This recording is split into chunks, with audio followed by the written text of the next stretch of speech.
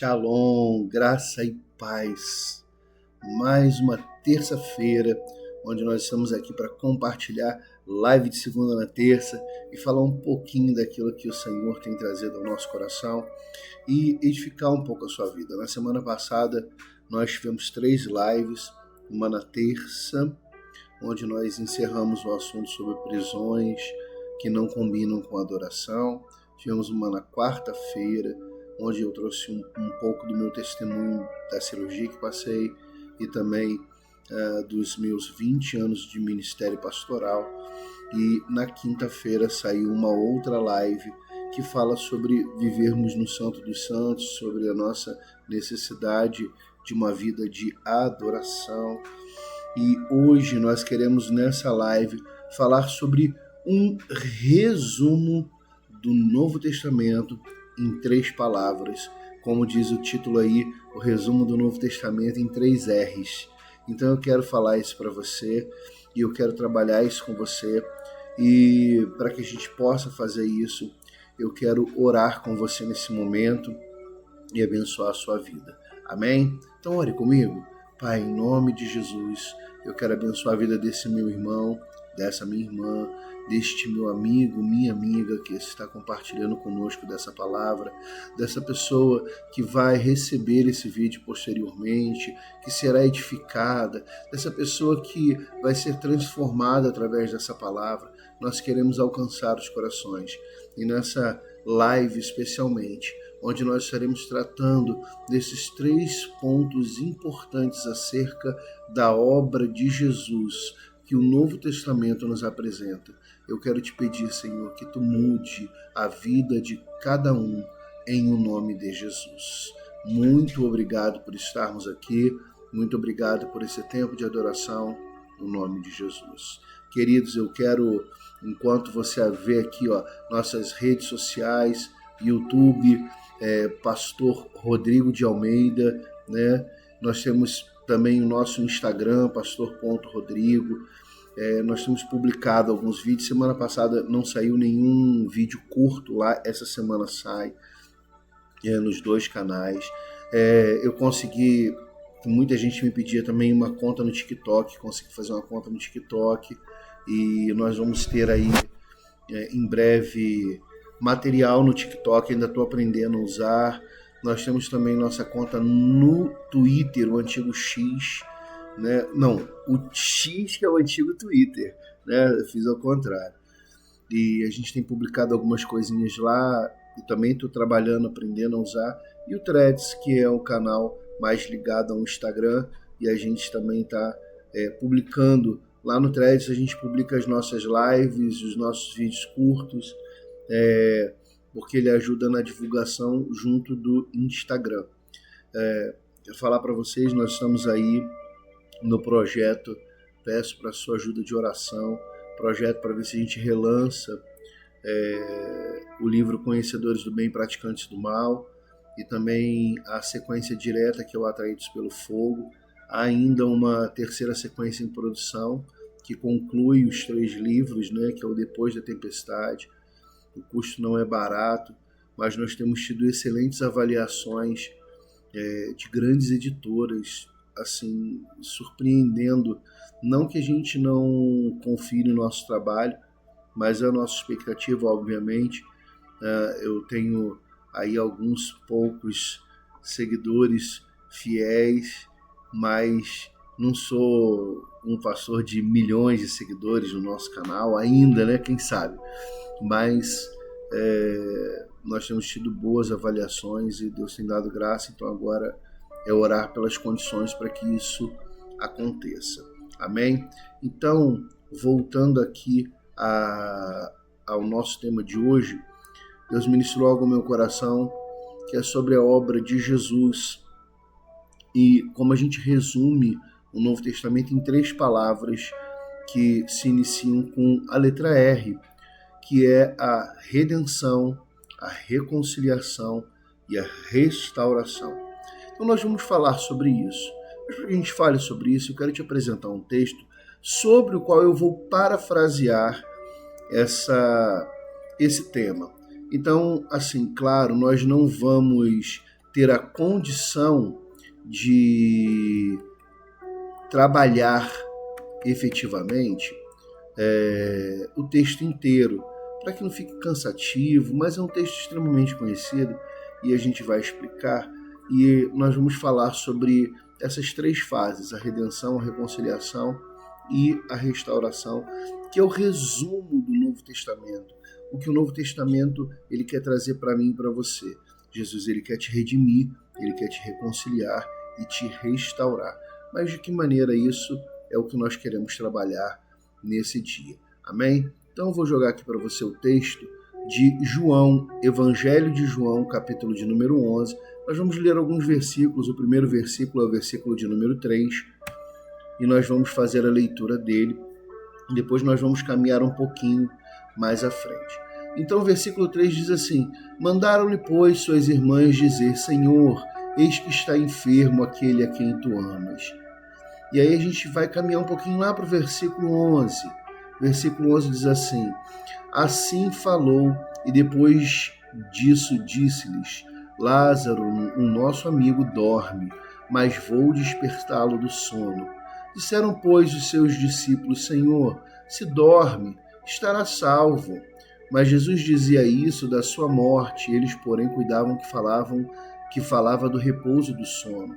Então, pois, disse Jesus claramente: Lázaro está morto. Aí nós vamos lá para o versículo 23. Diz assim, disse Jesus: teu irmão há de ressuscitar. Versículo 24, disse Marta: eu sei que há de ressuscitar na ressurreição do último dia. Disse-lhe Jesus: eu sou a ressurreição e a vida. Quem crê em mim, ainda que esteja morto, viverá. E aí a gente caminha lá no versículo 43, que vai dizer para a gente: e tendo dito isto, clamou com grande voz: Lázaro, sai para fora. Amém? Esse é um texto muito conhecido, vou fazer um breve resumo dele aqui. Nós lemos pontos do texto para elucidar o que a gente quer falar, mas fazer um breve resumo dele aqui para que a gente possa compreender. Bom, Lázaro era amigo de Jesus, irmão de Marta e Maria, e Jesus cuidava muito em estar na casa deles. Betânia era uma cidade que ficava cerca de 3 quilômetros de Jerusalém, de caminhada de Jerusalém. E Jerusalém, naquela circunstância para Jesus, era uma cidade muito perigosa, onde estavam os sacerdotes, e o tempo de Jesus ainda não se havia cumprido. Então era comum que Jesus fosse a Jerusalém, ministrasse durante o dia e se recolhesse na casa de Lázaro e Marta e Maria à noite. Então era uma família que estava sempre o acolhendo. Nós já falamos aqui em outra ocasião sobre o nome da cidade e etc. Nós não vamos nos ater a isso, nem às circunstâncias do local, nem nada. Então, Jesus ele tinha um hábito muito grande de estar nessa casa, e ele recebe uma mensagem. Ele tinha saído de Jerusalém e ido para uma outra direção, porque tinham tentado matá-lo. E nesse período ele recebe uma mensagem, estando ali com os seus discípulos, dizendo: o Lázaro, teu amigo, ele está doente. As irmãs de Lázaro esperavam que Jesus fosse o curar.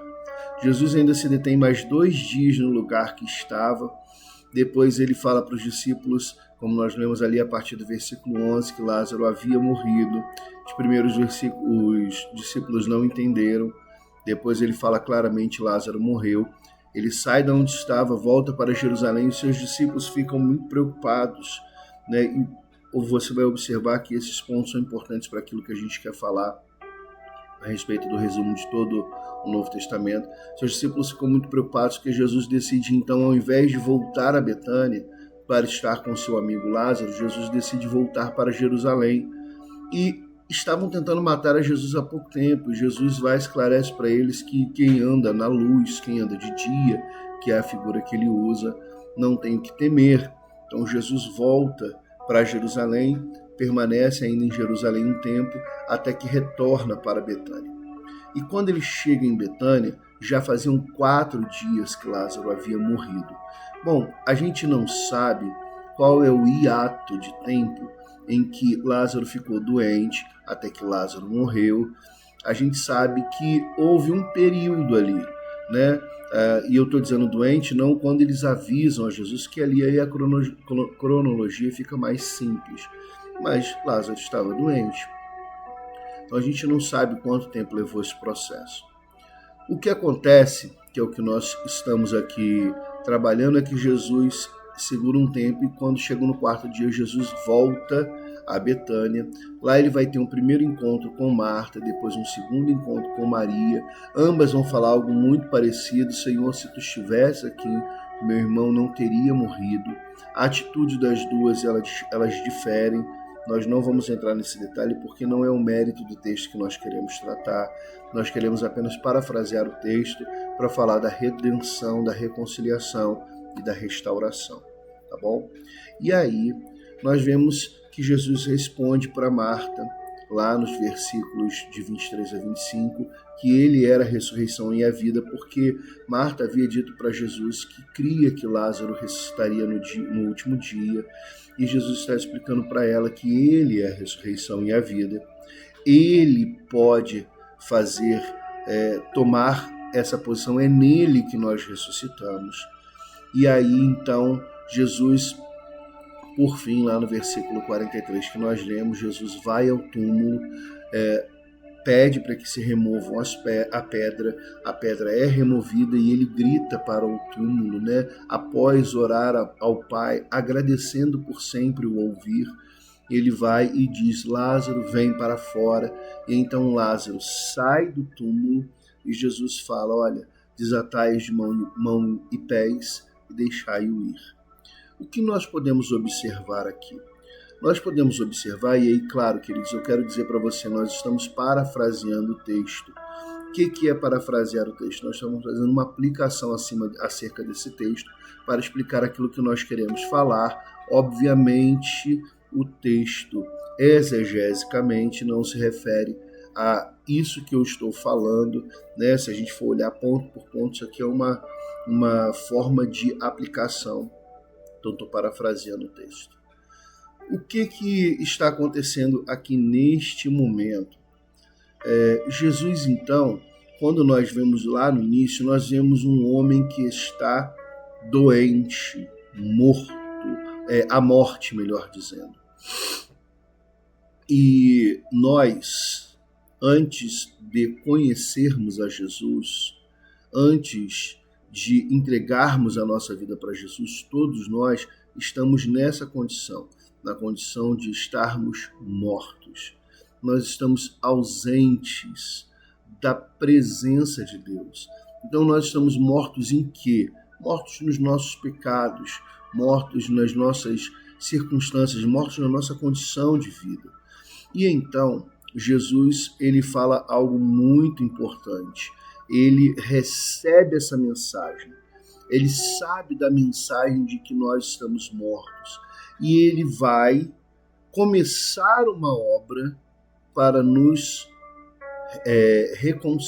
reconciliar, nos redimir, melhor dizendo. Essa é a primeira coisa que nós precisamos entender, a redenção. Jesus vai nos redimir. E então Jesus, ele para nos redimir, ele coloca a sua vida em perigo. Ele se entrega no madeiro, ele vai morrer e vai ressuscitar. E como é que nós estamos usando esta alegoria? Jesus estava com os discípulos, ele volta para Jerusalém, onde queriam matá-lo. Queridos, Jesus, ele deu a sua vida por nós, para que nós fôssemos redimidos. Então, essa é a primeira analogia que nós queremos fazer do texto. Em seguida, nós vamos ver a reconciliação. Jesus vai a Marta, e Marta está obviamente muito aflita, Maria também. Eu usei só uma das irmãs como exemplo aqui. Estão obviamente muito aflitas. O irmão delas morreu 4 dias morto. Eu avisei antes, né? Deve ter pensado as irmãs, eu avisei antes que era para que Jesus pudesse curar antes que ele morresse. E naturalmente nós humanamente falando, achamos que depois da morte já não tem mais jeito, né? E é verdade, depois que morre, está morto. Né? A gente vê isso biblicamente, a gente vai ver esse entendimento. Não existe possibilidades de uma salvação pós-mortem, né, de uma restauração pós-mortem. E naquele tempo não era diferente. Elas não imaginavam algo diferente, elas entendiam dessa maneira. Oh, morreu, morreu, acabou. Então eu avisei antes para que o Senhor viesse. E aí a gente vem na reconciliação. Qual é a reconciliação aqui no texto? Que Jesus está falando para aquela mulher que ele vai ressuscitar Lázaro e vai reconciliar ele a ela, vai trazer ele de volta. Porque a reconciliação é trazer de volta. Nós vemos, por exemplo, há uma briga entre dois amigos, entre irmãos, entre o marido e a mulher, que seja, entre um casal, e eles se afastam. E aí, quando eles se reconciliam, o que acontece? Há uma aproximação. Então, a reconciliação, ela fala de aproximação. Enquanto a redenção fala sobre perdão do pecado, a reconciliação, ela está falando sobre a aproximação. Então, observe primeiro que Jesus, através da sua morte, através da sua ressurreição, ele nos redime, ele nos perdoa do pecado. E isso fica claro quando nós entendemos que Jesus pagou a nossa dívida, a dívida do pecado, a dívida para com Deus. Mas a reconciliação é nos aproximarmos da família celestial. E eu não estou falando família celestial como creem algumas religiões, né, a Sagrada Família, etc. Não, não.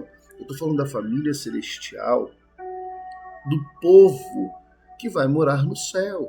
E ali, essa alegoria, nós podemos parafrasear com as irmãs Marta e Maria, no qual Jesus vai pegar Lázaro, ressuscitar e reconciliar a família, aproximá-lo novamente à família. Agora ele estava distante, num sepulcro, sem uma possibilidade de restauração, e Jesus agora está reconciliando ele com as suas irmãs.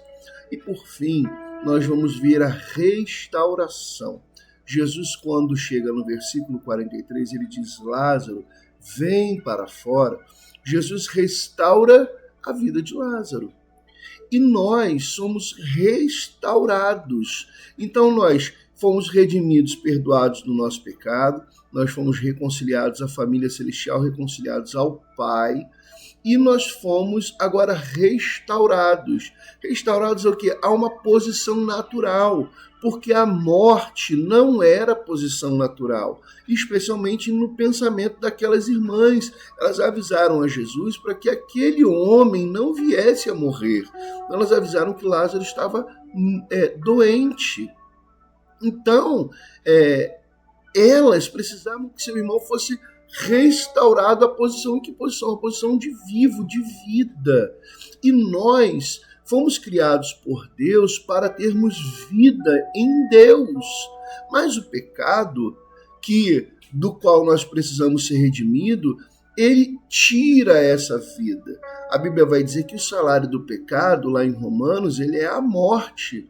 Então, esta morte, ela não é natural, porque Deus não nos criou para esta morte. Ele não nos criou para esta morte espiritual que nos afasta dele. Então, a restauração que nós estamos aqui parafraseando com a ressurreição de Lázaro, ela vem para nós para que nós pudéssemos ter vida. E como diz as Escrituras, vida em abundância. Vida em abundância mediante a Cristo, mediante a obra de Jesus. Então, o Novo Testamento, ele se resume na redenção, que é a obra de Jesus na cruz. Ele vai passar pela reconciliação, que é esse processo de aproximação que nós vamos ter com Deus. Olha, querido, um casal, vou usar o casal como exemplo, quando eles brigam, eles não simplesmente voltam a se falar como que se nada houvesse acontecido. As coisas se apaziguam, Eles vão conversar provavelmente sobre o assunto, corrigir os problemas, vão ser tratados. Alguns casais vão fazer terapia, outros casais vão fazer cursos como Casados para Sempre, por exemplo, e outras coisas, para poder tratar essas feridas que foram causadas. Então eles vão se reconciliar, e a reconciliação ela é um processo que você vai aplicar todos os dias na sua vida, até que finalmente nós sejamos restaurados. Especialmente dentro do Novo Testamento, nós podemos ver a restauração de todas as coisas no livro de Apocalipse, onde toda a obra do Senhor ela está completa, não a obra de redenção, querido, guarde bem isso.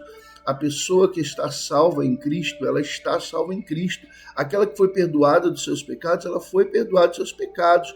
Nós podemos até esquecer de tudo isso, mas a obra de Jesus ela é uma só. Amém? Então, não tem nada que Jesus ainda esteja fazendo para nos salvar. A salvação já está proposta. Nós precisamos receber, literalmente aceitar esta obra de salvação. Compreende?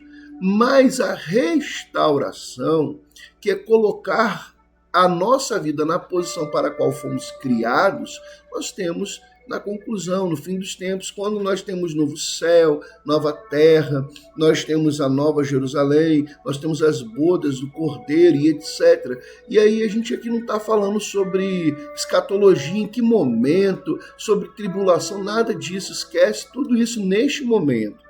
Nós estamos falando que vai haver um tempo onde nós vamos ser restaurados à posição para a qual Deus nos criou, uma posição de estarmos junto dele. Porque quando eu olho lá para Gênesis, a gente não vai também conjecturar aqui quanto tempo levou Adão no Éden. A gente não vai pensar nisso. Mas Deus criou Adão para estar próximo de Deus. Deus mesmo o visitara. Então, nós precisamos entender que Deus nos fez ao homem para estarmos próximo dele.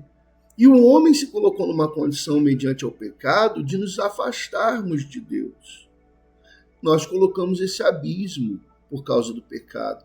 Então, vencido, porque Apocalipse vai dizer que o pecado e a morte foram lançados o pecado e a morte foram lançados no inferno, foram lançados lá no lago de fogo e enxofre, né? E encerrou esse abismo, encerra-se então esse abismo, nós somos restaurados essa posição de estarmos no local onde Deus nos criou para estar. Que você pode chamar de Éden, paraíso, aí eu não quero saber. Eu quero dizer que a posição é próximo de Deus, daquilo que Ele nos criou para sermos filhos amados, estarmos próximos com Ele. O texto de Apocalipse ele é tão lindo que vai dizer que naquele dia a gente não vai nem precisar da luz do sol, que o próprio Deus nos iluminará. Ou seja, não precisa de nada para servir de alegoria da presença de Deus nas nossas vidas e da nossa proximidade com Deus. Ele mesmo estará sobre nós. Amém? Então, o Novo Testamento inteiro ele se resume nessas 3 palavras. A redenção que nós vemos na obra de Jesus na cruz, a reconciliação que nós vemos através do longo da nossa jornada, aonde nós somos reconciliados dia após dia com Ele, onde nós somos tratados, ministrados, restaurados, trabalhados, curados, até que venha a restauração final, onde estaremos perpetuamente com Ele, na salvação eterna. Para isso eu quero compartilhar alguns textos com você, para que a gente possa fazer esse fechamento desse entendimento. Amém? Eu vou trazer aqui para nós o primeiro texto que nós queremos trabalhar, é esse aqui, ó. Efésios capítulo de número 1, versículo 7. Diz assim: em quem temos redenção pelo seu sangue, a remissão das ofensas, segundo a riqueza de sua graça. Paulo, aqui falando acerca da redenção em Cristo Jesus. Nós temos redenção pelo seu sangue, ou seja, Jesus nos redimiu mediante ao seu sangue. Isso é uma alusão àquilo que o Antigo Testamento fazia com relação ao sacrifício, ao perdão, onde o sangue precisa ser derramado. Na realidade, quase todas as coisas no Antigo Testamento se redimia, né, através do sangue. Eu não vou entrar nesse mérito. Então, quando a gente fala do sacrifício de Jesus, obviamente que o Antigo Testamento ele é uma sombra para o Novo Testamento, então as coisas se sobrepõem. O sacrifício de Jesus na cruz, ele precisa vir com um derramamento de sangue, ou seja, Jesus precisava ter aquele sofrimento. Quando a gente fala de derramamento de sangue, a gente não está falando só de se cortar e cair sangue no chão, não é nada disso. A gente está falando de um sofrimento geral. E aí a gente fala de toda a obra vicária de Jesus, todo o sofrimento de Jesus até a cruz. Então nós somos redimidos, como está o texto aí. Temos a redenção pelo seu sangue e a remissão das ofensas. Remissão é recolher, né? Ou seja, ali as ofensas, elas estão se referindo especificamente ao escrito de dívida. Né? Quando a pessoa era um condenado, um prisioneiro, ele tinha lá o seu escrito de dívida. Normalmente, na antiguidade, era comum quando um prisioneiro estava no cárcere, ali na prisão, ter lá um papel com um escrito de dívida. Olha, ele foi preso por isso, por isso, por isso, por isso.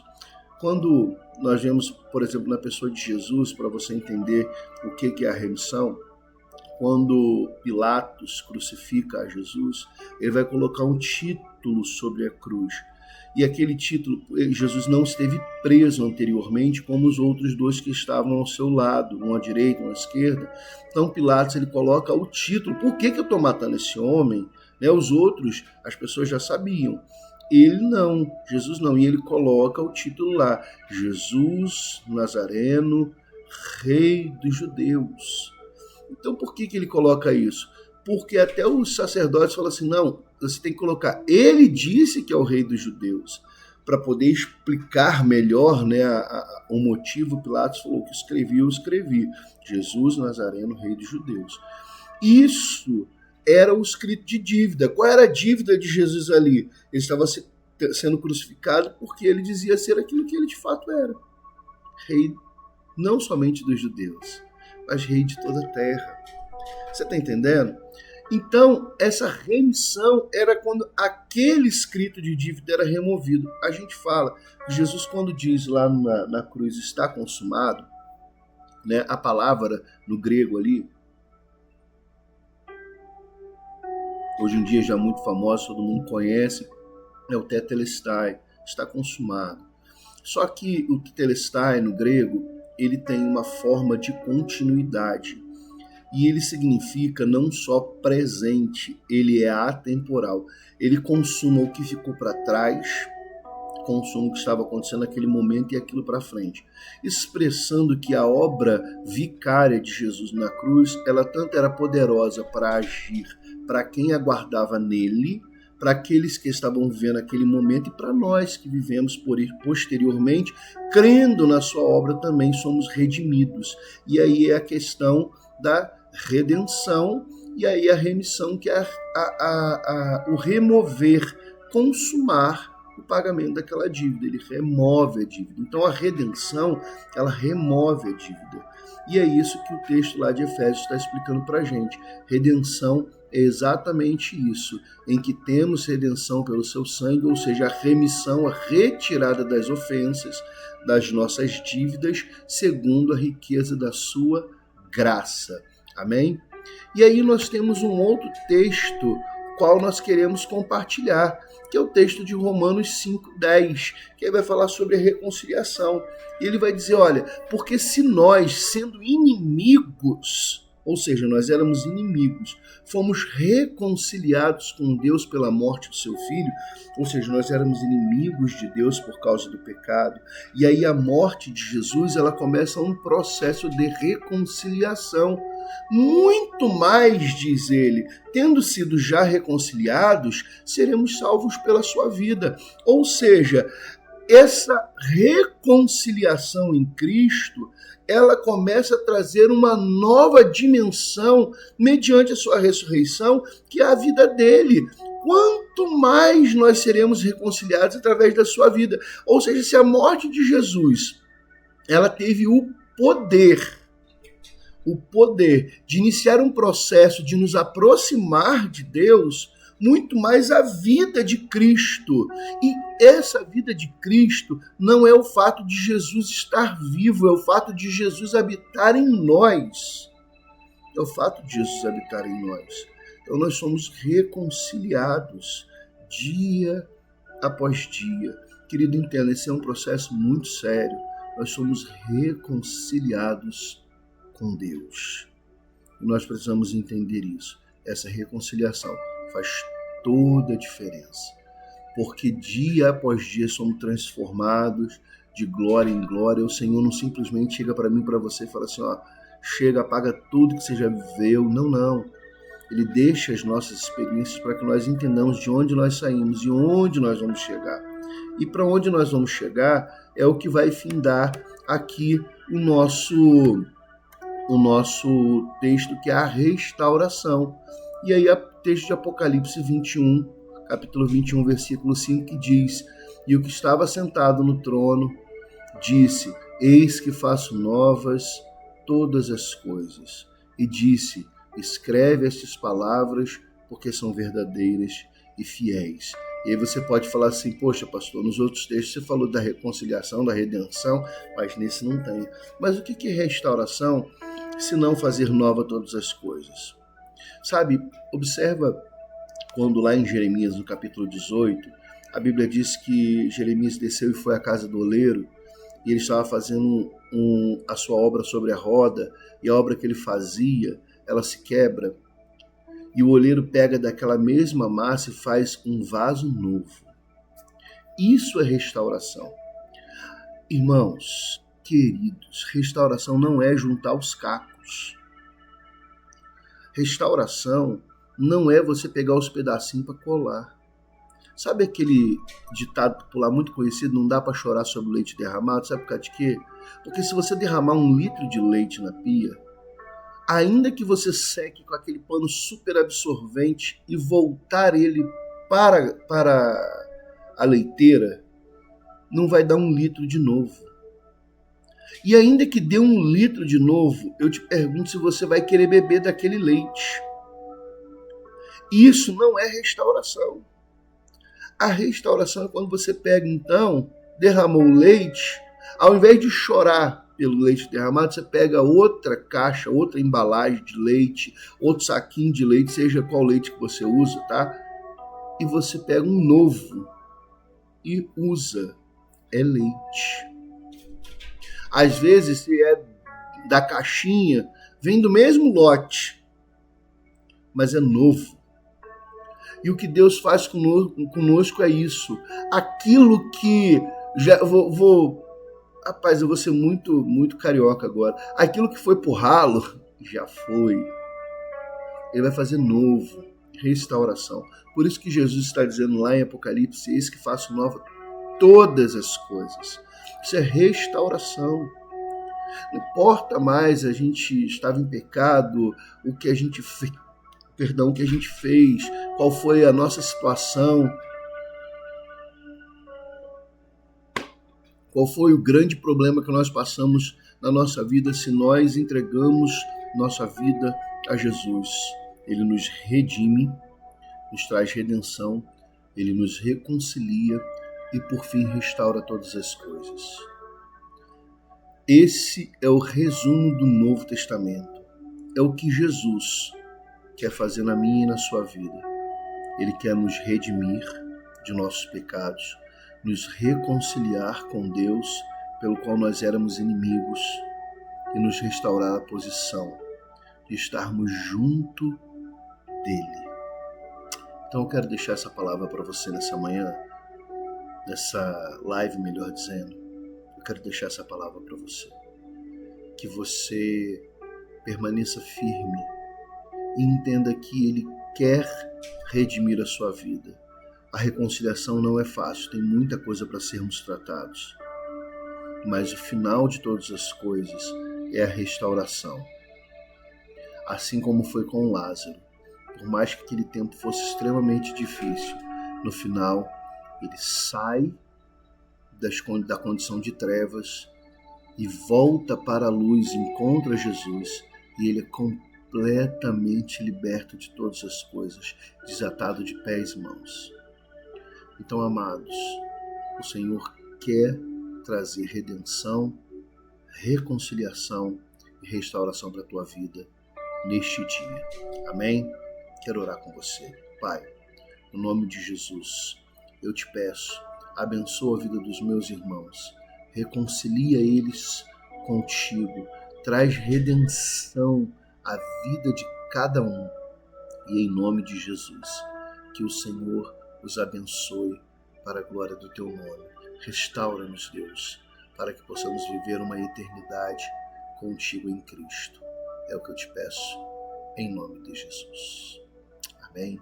Querido, não esqueça de se inscrever no canal, de deixar o seu like, de compartilhar esse vídeo com as pessoas que você conhece. Venha nos visitar, conhecer mais sobre nós. Nos siga no Instagram e nas outras redes sociais. Vai ser um prazer ter você conosco, em nome de Jesus. Que o Senhor te abençoe e que você fique em paz, no nome de Jesus.